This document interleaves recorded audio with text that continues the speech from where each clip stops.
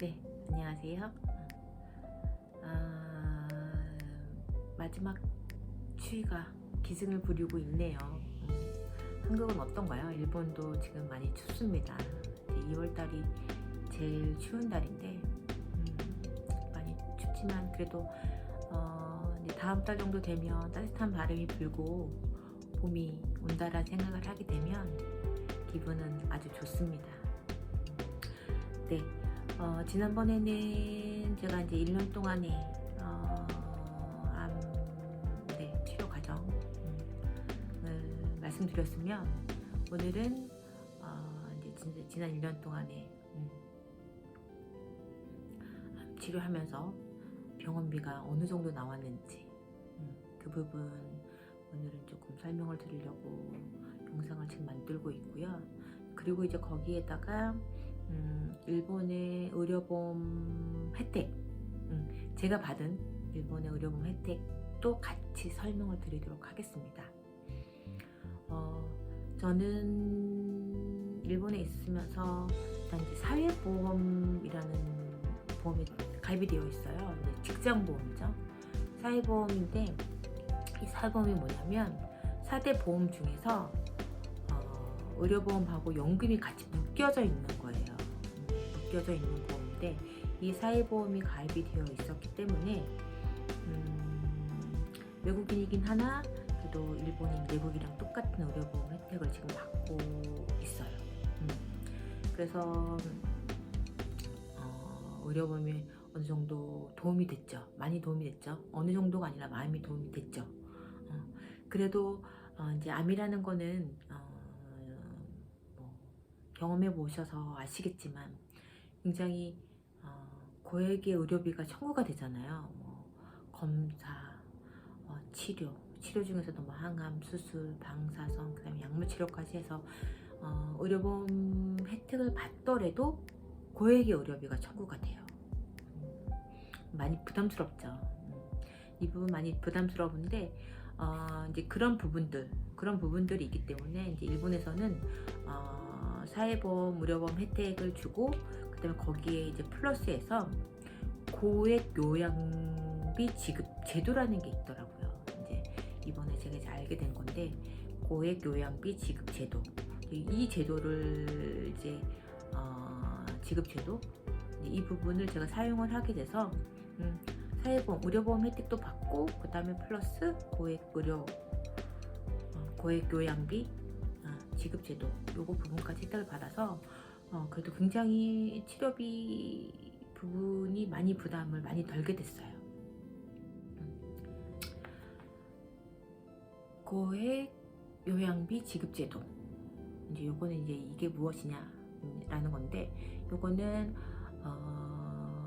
한 달 의료비 고액일 경우 그다음에 일정 조건에 해당이 되는 경우 이럴 경우에 신청이 가능하고 이제 신청을 하게 되면 자기 부담 한도액이라는 게 정해져요. 자기 부담 한도액이 정해집니다. 그러면 이제 그 한도 이제 매달 이제 지불하는 금액이 자기 부담 한도액이 넘지 않게 해주는 게 고액 요양비 지급 제도라는 거고요. 그러면 자기 부담 한도액은 어떻게 정해지느냐? 이거는 연령과 소득 구분에 의해서 이제 금액이 정해지거든요. 저 같은 경우를 말씀을 드리면 이제 저는 이제 70세 이하 연령적으로는 70세 이하였고 그다음에 소득 구분으로는 일반 소득 구분에 해당이 됐었거든요. 그래서 첫 달부터 석 달째까지는 57,600엔 그리고 넉 달째부터는 44,400엔의 병원비가 나왔습니다. 그래도 이제 그 병원비 중에서는 이 부분에 해당이 고액 요양비 지급 제도에 해당이 안 되는 부분도 있기는 해요. 있기는 하지만 그래도 이 부분이 해당이 되어서 병원비 많이 도움이 됐습니다. 네, 고액 요양비 지급 제도 하는 거고요. 그렇게 해서 자기 부담 한도액이 이제 이렇게 정해지는데 이제 정해지는 이제 그 부분은 뭐냐면 이제 나이하고 피보험자의 수도 구분에 따라서 달라집니다. 그래서 이제 저 같은 경우 예를 들면 이제 나이는 70세 미만, 그 다음에 70세 이상으로 이렇게 구분이 되고, 그 다음에 저 같은 경우 70세 미만에는 이제 상위소득자, 그다음에 일반 저소득자 이렇게 구분이 됩니다. 그래서 저 같은 경우에는 월수가 있고요. 월수 중에서도 이제 이 부분에 해당이 되는 거거든요. 네. 그래서 17,700엔, 44,400엔 해당이 됩니다. 그래서 이제 이거는 이제 70세 이상, 70세 이상도 과세소득세 이렇게 해서 됩니다. 이게 고액요양비 지급제도. 세대별 혜택을 많이 보는.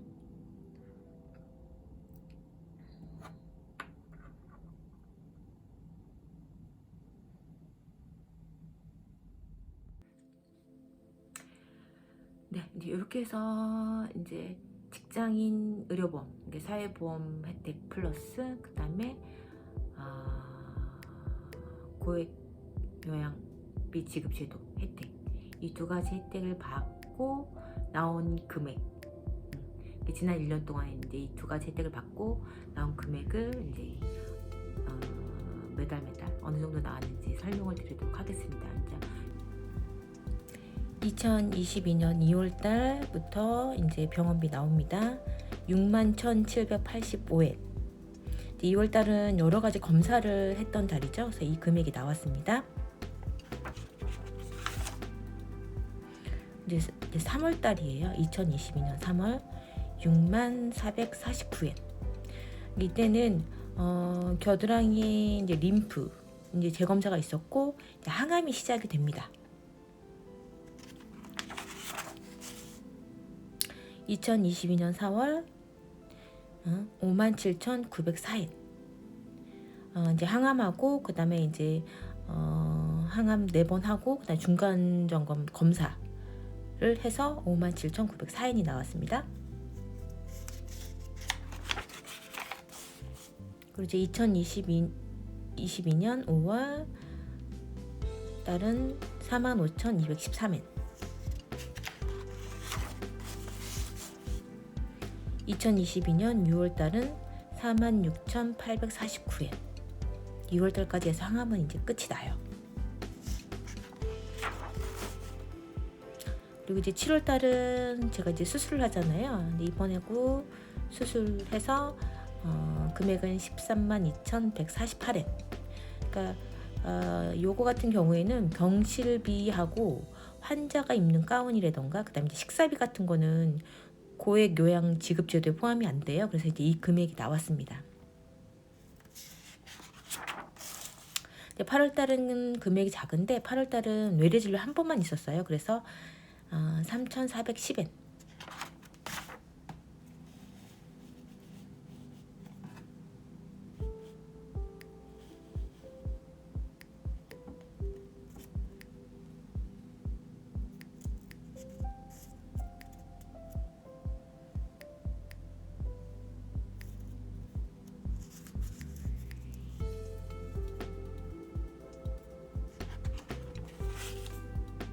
그리고 이제 9월달은 방사선 치료가 시작이 되죠. 57,600엔.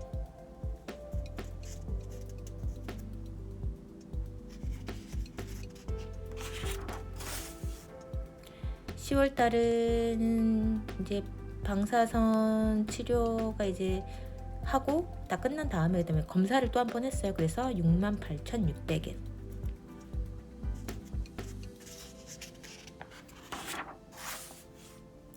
그리고 이제 지금 현재 복용하고 있는 베지니오라는 약을 2020년 11월 달부터 이제 복용을 시작을 합니다. 그래서 57,600엔. 그리고 이제 작년 2022년 12월 달은 44,400엔.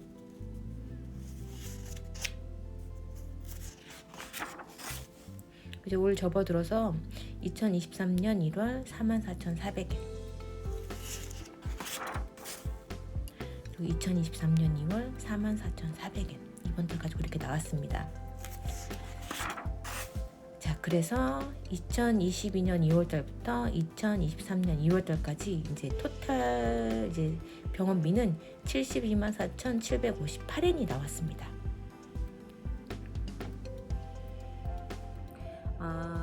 이제부터는 저는 이제 치료는 다 끝나기 때문에 이제 약물 치료만 남았기 때문에 중간중간에 검사가 있잖아요. 이제 그때 외에는 다달이 44,400엔이 나오지 않을까라는 그렇게 이제 예상을 하고 있습니다. 이제 44,400엔이 왜 이제 나오느냐 하면 베지니오라는 약 있잖아요. 그게 비싸요. 그러니까 그게 고액 요양비 지급 이거에 해당이 안 되면 거의 다달이 30만 원이라고 그러더라고요. 근데 이제 고액 요양비 지급제도 해당이 되는 약이기 때문에 그래도 다달이 44,400엔으로 일단은 이제 구입해서 복용을 하고 있는 거거든요. 그래도 비싸죠. 매달 44,400엔을 2년 동안 내야 된다는 부분이 좀 있죠. 한두 달이 아니고 그 부분이 조금 부담스럽긴 합니다.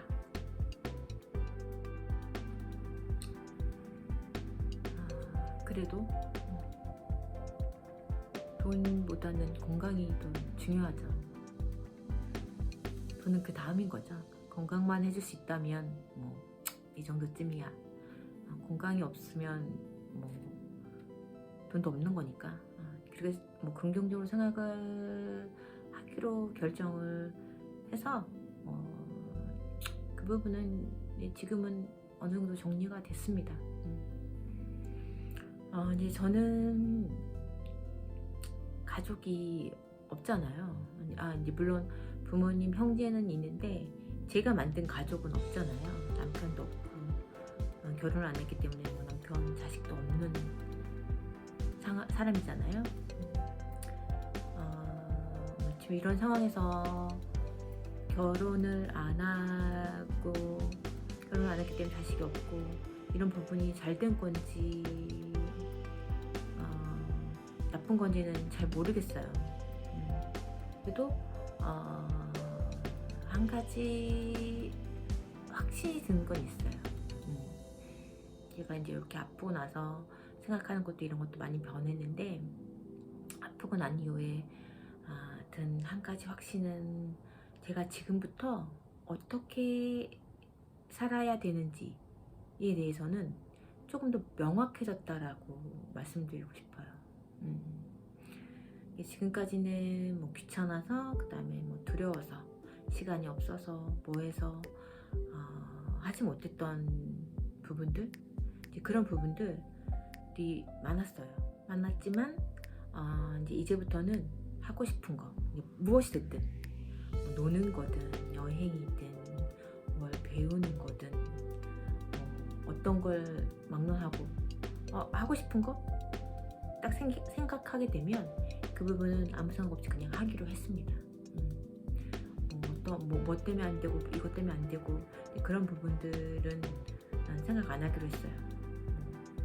10년 후에 제가 있을지 없을지 모르잖아요. 제가 이제 어느 정도까지 살지는 모르잖아요. 재발이 될지 아니면 10년, 20년 더 살지 아니면 불의 사고로 1년 후에 죽을지 그건 아무도 모르는 거잖아요. 그렇기 때문에 오늘 하루 내가 하고 싶은 거 망설이지 않고 하기로 결심을 했어요. 그래서 유튜브도 시작했다라고 생각하시면 돼요. 새로운 것에 도전을 해보고 싶었고 그런 부분들을 남기고 싶었고 그래서 유튜브 시작을 하게 됐어요. 물론 이제 힘든 부분도 있습니다. 촬영을 하고 편집을 하고 올리고 이런 부분들이 어려운 부분이 있기는 하지만 그래도 새로운 것에 도전한다는 것은 가슴이 벅차고 매우 행복한 일인 것 같아요. 이 생각만 하게 되면 제가 아프다는 사실도 잊어버리고 그 다음에 이 암도 빨리 나을 것 같은, 이제 비록 이 암이라는 커다란 시련이 저에게 찾아왔지만 그래도 저는 매 순간 즐겁고 유쾌하고 행복하게 이 시련을 극복해 보려고 합니다. 여러분들 많이 응원해 주시고 그다음에 지켜봐 주십시오.